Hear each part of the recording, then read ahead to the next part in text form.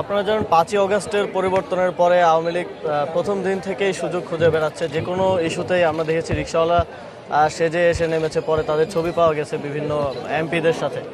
তো এই ধরনের উস্কে দেওয়ার মতো পরিস্থিতি 5ই অগস্টের পর থেকেই ঘটছে এবং ফেব্রুয়ারিকে কেন্দ্র করে এক ধরনের বিশৃঙ্খলা তৈরি করার চেষ্টা আছে, কিন্তু এখন পর্যন্ত তারা তাতে সফল হয়নি। আপনারা জানেন যে বাংলাদেশের জনগণ এটা নিয়ে খুবই উদ্বিগ্ন এবং মানুষ চায় না আওয়ামী লীগ কোনোভাবেই তার মতাদর্শ, তার নাম নিয়ে একটা এরকম গণহত্যা ঘটানোর পর আবারও ফিরে আসুক, কারণ এটা বাংলাদেশের সকল জনগণের নিরাপত্তার জন্য হুমকি স্বরূপ।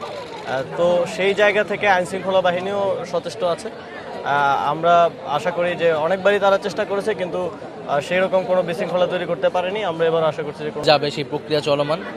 আমি বলবো যে তিতুমির কলেজের শিক্ষার্থীদেরকেও ধৈর্য ধারণ করার এবং তাদের শিক্ষা জীবন এবং তাদের শিক্ষা প্রতিষ্ঠানের প্রতিও সরকার আন্তরিক এবং দায়িত্বশীল, কিন্তু এই মুহূর্তে হয়তো অনেক কিছু করা সম্ভব না। তো জনভোগান্তি না করে আমরা যাতে সেই বিষয়টা মাথায় রাখি, আশা করি সবার জন্য ভালো কিছু হবে।